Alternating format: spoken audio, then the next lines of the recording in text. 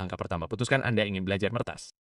Anda dapat memutuskan ini karena beberapa alasan. Mungkin Anda melihat Mister Robot dan berpikir keren sekali. Mungkin Anda ingin menghasilkan uang dari bug bounty. Mungkin Anda benar-benar tertarik dengan keamanan siber. Atau mungkin Anda melihat video TikTok seorang remaja berusia 17 tahun yang menemukan kerentanan kritis senilai $10.000 dan berpikir, saya bisa melakukannya, berpikir. Langkah kedua, sadarilah bahwa Anda tidak dapat melakukannya. Yang perlu Anda pahami adalah anak itu telah meretas sejak berusia 12 tahun. Tidak adil membandingkan diri Anda dengan para jenius ini. Dan jika itu membuat Anda merasa lebih baik, mereka memiliki 10.000 jam waktu luang dan Anda punya 30 menit sehari. Jadi, masuk akal jika mereka sangat hebat. Tidak apa-apa. Artinya Anda perlu bekerja lebih cerdas, bukan lebih keras. Langkah ketiga, Anda memperoleh Kali Linux.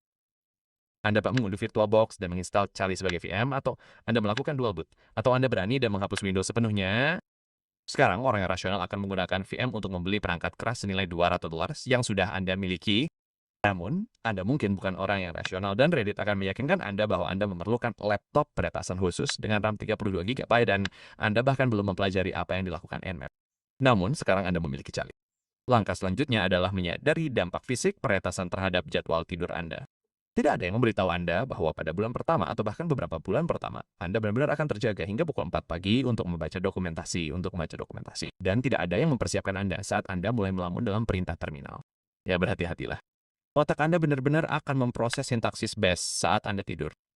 Bagian terbaiknya adalah bahkan bertahun-tahun kemudian setelah melakukan peretasan adalah waktu yang lama Anda masih bisa kehilangan seluruh akhir pekan untuk satu mesin peretas jika Anda terjebak. Saya ingat beberapa minggu setelah belajar dan teman sekamar, saya melihat thread peramban saya. Hanya halaman demi halaman tentang cara meningkatkan hak istimewa Linux. Dia pikir saya merencanakan sesuatu yang ilegal, tetapi tidak apa-apa, karena Anda sedang membangun kapalan mental. Seiring berjalannya waktu, kemampuan Anda dalam memecahkan masalah akan semakin kuat. Yang sangat bagus untuk peretasan, tetapi Anda mungkin kehilangan kemampuan untuk menonton film tanpa menganalisis praktek keamanan mereka yang buruk. Berikutnya, jabat tangan 3 arah. Anda telah mempelajari apa itu alamat IP. Anda tahu port itu ada.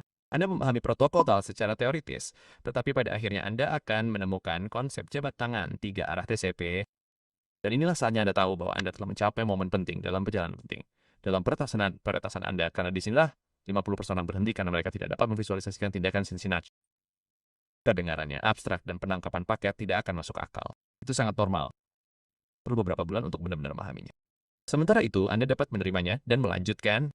Dan sebagai kiat untuk memahami jaringan, cobalah menggunakan Wireshark untuk benar-benar melihat paket alih-alih membacanya secara teoritis. Dengan begitu, Anda memiliki referensi visual dan jauh lebih masuk akal. Setelah beberapa bulan menonton tutorial YouTube, Anda akan bosan menjalankan pemindaian Nmap di jaringan Anda sendiri, dan Anda akan menemukan Metasploit. Anda mungkin akan mendapatkan Kali Linux dengan semua alat yang sudah terpasang sebelumnya, dan Anda akan merasa sangat keren karena Anda tahu apa itu keren. Metasploit seperti pengenalan terbaik untuk eksploitasi saat Anda memulai. Mereka bahkan punya modul untuk semuanya. Mereka punya script auto-pound. Tapi bagaimanapun, Anda mulai bermain-main dengan Metasploit dan mencoba eksploitasi yang belum siap Anda lakukan. Lalu Anda menyadari bahwa Anda tidak tahu apa itu payload, atau handler, atau session. Saya bahkan tidak akan menyebutnya peretasan, tetapi Anda tetap mencobanya dengan hanya menjalankan modul eksploitasi tanpa memahami apa fungsinya. Masalahnya, Anda pikir Metasploit akan lebih mudah karena otomatis, tetapi Anda salah. Karena dengan eksploitasi manual, jika Anda mengacau, Anda akan tahu alasannya. Tapi dengan Metasploit, semuanya menjadi abstrak. Dan jika eksploitasi gagal, Anda tidak tahu apakah targetnya telah ditambal atau Anda salah mengonfigurasi sesuatu atau eksploitasinya rusak. Jadi selama 6 bulan ke depan, Anda menonton banyak video orang-orang yang mendapatkan root cell, dan Anda perlahan menyadari betapa sulitnya mempelajari peretasan dan berapa banyak waktu yang akan Anda investasikan hanya untuk mendapatkan 10% dari kemampuan mereka. Pada titik ini, Anda memiliki 2 jalan yang berbeda. Anda dapat menyadari bahwa akan memakan waktu 3 tahun lagi hanya untuk menemukan kerentanan kritis pertama Anda dan menyerah sekarang juga, atau menerima kenyataan bahwa Anda agak payah saat ini. Tetapi Anda ingin terus maju karena Anda juga telah menginvestasikan banyak waktu untuk ini. Jadi Anda memutuskan untuk terus maju. Anda terus mengerjakannya. Mungkin mengambil beberapa jeda di sana-sini, tetapi pada akhirnya Anda selalu kembali ke terminal. Ini mungkin saat Anda menyaksikan penemuan kerentanan nyata pertama Anda. Jadi Anda pergi mengambil Burp Suite Anda dan Anda belajar cara mencegah permintaan HTTP. Momen yang sangat memberdayakan.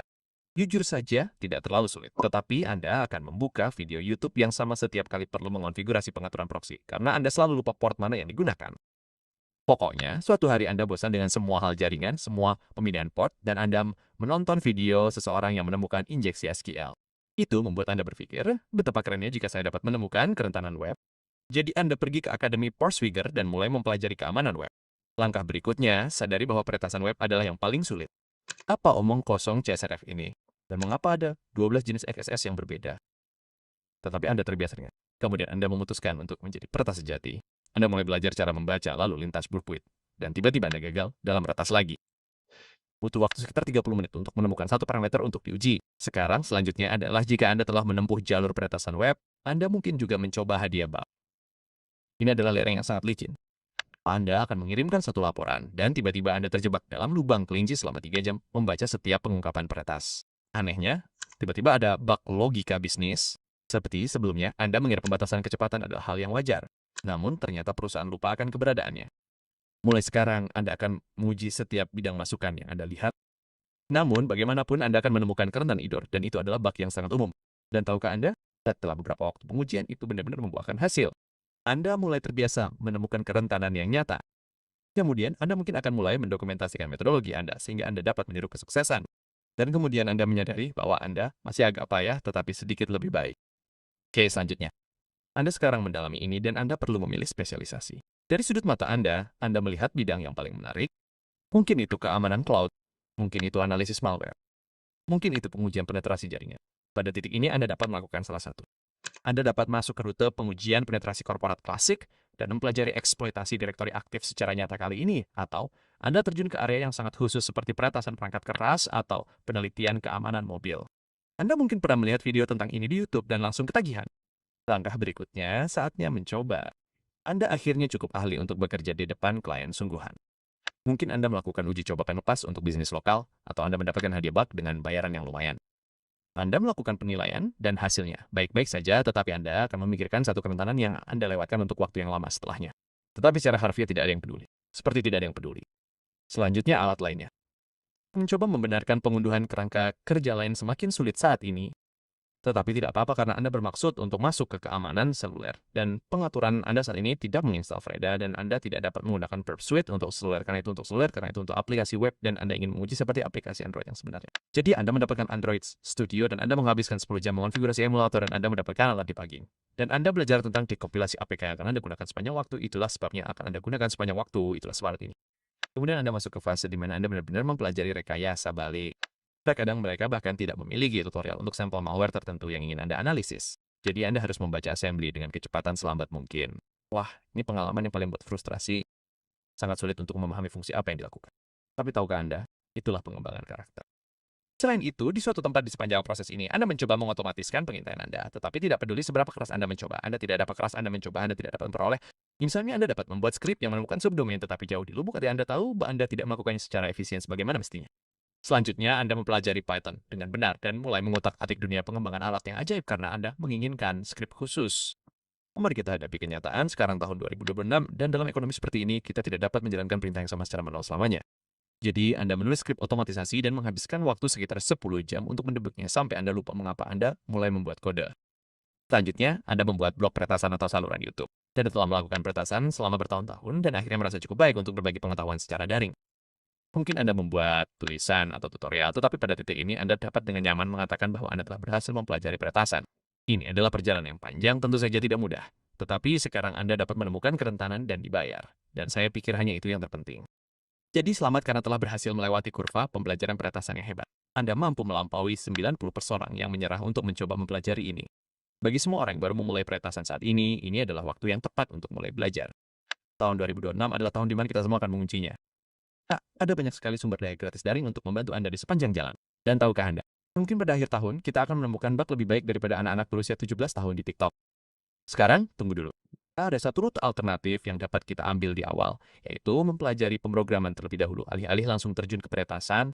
Namun, itu video yang berbeda. Saya akan membiarkan Codehead melakukannya. Silahkan berlangganan ke teman saya. Sebelum saya mengakhiri ini, satu hal terakhir. Karena Anda baru saja melihat betapa berantakannya seluruh perjalanan belajar ini, semua tutorial yang tidak menghasilkan apa-apa, Discord yang mati, alat yang tidak saya ketahui cara menggunakannya, dan utas Reddit yang membuat saya lebih bingung dari sebelumnya. Ya, begitulah cara saya belajar. Pada titik tertentu, saya mulai mengatur hal-hal yang benar-benar membantu, urutan yang saya harap saya pelajari, lab yang benar-benar membuat Anda berpikir alih-alih menyalin dan menempel, dan konsep yang akhirnya muncul setelah berminggu-minggu membenturkan kepala. Dan semua itu ada di Cyberflows Academy, komunitas pribadi saya. Saya bahkan membuat video panduan di situs web yang menunjukkan semua yang ada di dalamnya, sehingga Anda dapat melihat seperti apa sebenarnya. Jika itu terdengar berguna, lihatlah. Baiklah, itu saja dari saya. Sampai jumpa di video berikutnya.